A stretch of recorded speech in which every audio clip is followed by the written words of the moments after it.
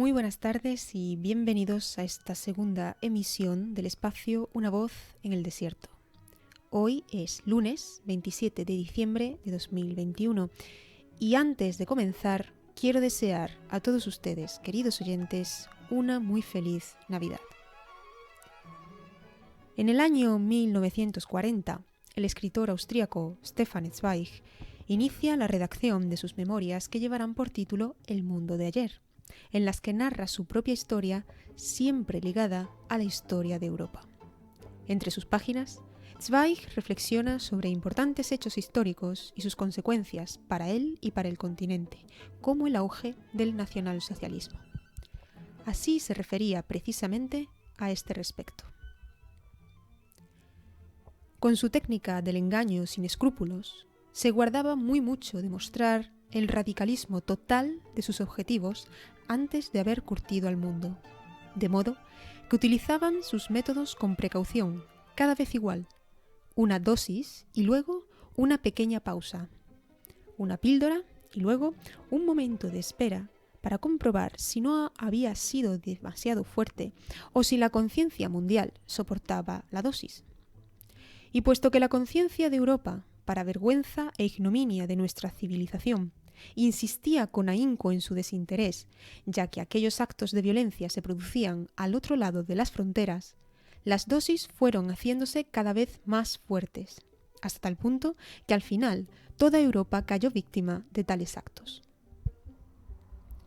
La importancia de Stefan Zweig como escritor es evidente, como evidente es el hecho de ser un autor todavía poco conocido en nuestros días, a pesar de haber gozado en vida de fama internacional.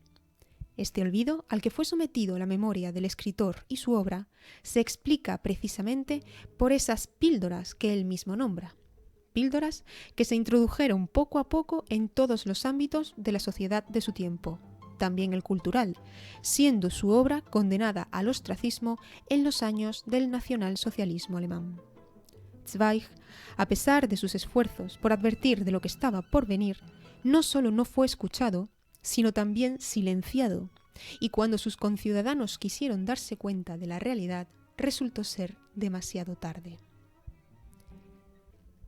Si bien el relato de nuestro escritor no necesita ser parangonado con la actualidad, me permito aquí enumerar algunas de las noticias que en estos días asedian a una persona cualquiera. Sin entrar en detalles, las noticias son las siguientes. En primer lugar, Austria confina a sus ciudadanos no vacunados, permitiendo solo la salida de su domicilio para ir a trabajar, comprar productos de primera necesidad o ir al médico. Se establecen controles en las calles y multas a quienes incumplan esta norma. En segundo lugar, en Grecia se prevé una multa de 100 euros al mes a aquellas personas menores de 60 años que rechacen la vacunación. Multas similares se barajan en Alemania y Austria, donde la vacunación obligatoria será una realidad a partir de febrero del 2022. En tercer lugar, Italia establece el llamado Super Green Pass o Super Pasaporte COVID, cuya validez es de 9 meses para los vacunados y de 6 meses para los recuperados. A nivel europeo, a partir del 1 de febrero del año que viene, el pasaporte COVID tendrá una validez de 9 meses y, según las propias palabras del presidente de gobierno español, Pedro Sánchez, a partir del 6º mes se tendrán 3 meses de gracia para poder renovarlo mediante indefinidas dosis de refuerzo. En cuarto lugar, a pesar de tener al 80% de su población vacunada con doble o triple pauta, España vuelve a imponer la mascarilla en exteriores y los toques de queda y anulación de actividades no necesarias en la madrugada, dependiendo siempre del reino de taifas en el que usted se encuentre. Finalmente, y en otro orden de cosas, con el pretexto del lenguaje inclusivo para evitar malentendidos ante la diversidad cultural en Europa, la Comisión Europea ha retirado temporalmente un documento en el que invitaba a sus trabajadores, entre otras sugerencias, a no decir Feliz Navidad, sustituyendo esta expresión por otras como Felices Vacaciones. Podríamos seguir enumerando hasta el infinito toda la serie de circunstancias injustas, absurdas y aberrantes. Pero para no enervar al paciente oyente, terminamos aquí la lista. A nadie se le debería escapar que hacer diferencias de población entre vacunados y no vacunados es algo inconstitucional, como tampoco a nadie se le debería escapar que las medidas de recompensa para unos y punitivas para otros no hacen más que acrecentar la división de una población ya de por sí muy dividida. De igual modo,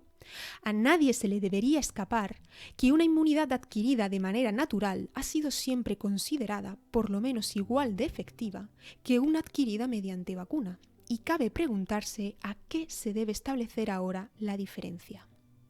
Tampoco a nadie se le debería escapar que las indicaciones y previsiones del gobierno español en cuanto a uso de mascarilla ligado a la vacunación han resultado ser equivocadas y que todas las demás medidas carecen por completo de fundamento. Y por último, y no por ello menos importante, a nadie se le debería escapar que las diferencias culturales en Europa han existido siempre y siempre existirán, y que es precisamente en estas diferencias donde reside la riqueza de nuestro continente, riqueza que tenemos la obligación de preservar, no de aniquilar, en aras de esta nueva moda de la inclusión. El problema de estos hechos no es que no se entiendan, porque para empezar no deberían de haber ocurrido nunca, ya que atentan contra los derechos fundamentales del hombre. El gran problema ahora es que hay quienes acatan estas directrices a ciegas, sin siquiera cuestionar su validez legal.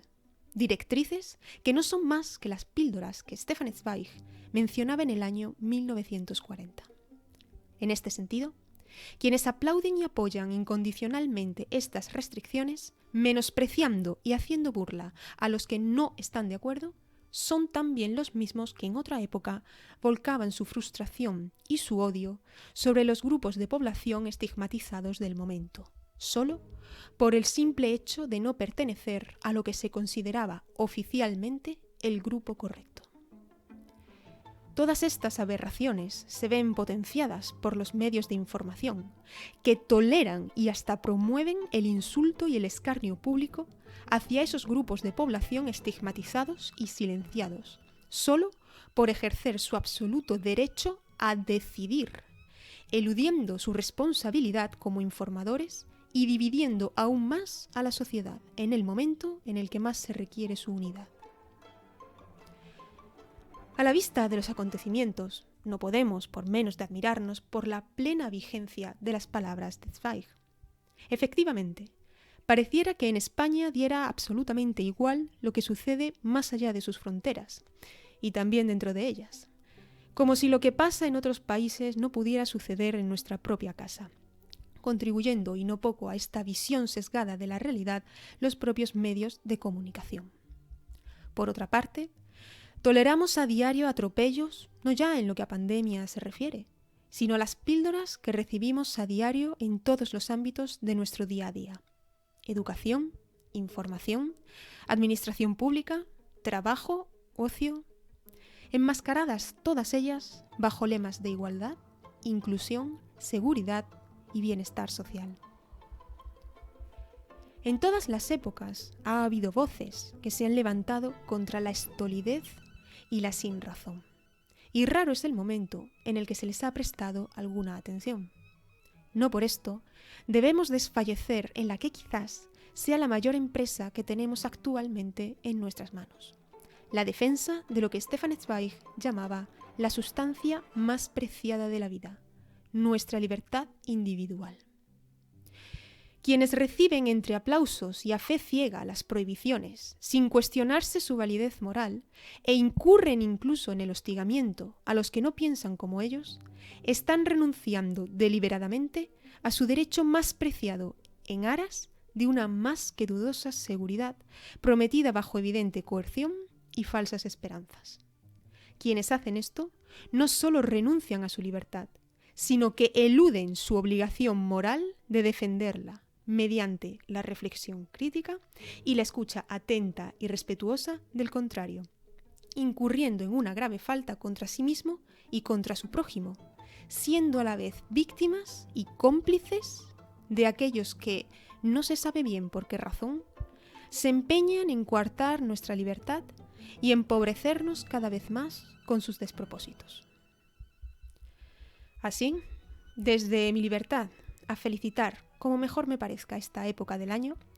repito mis mejores deseos de una muy feliz Navidad para todos ustedes, y que el recuerdo de la venida de Cristo nos traiga su luz y su esperanza, que buena falta nos hacen en estos tiempos que corren.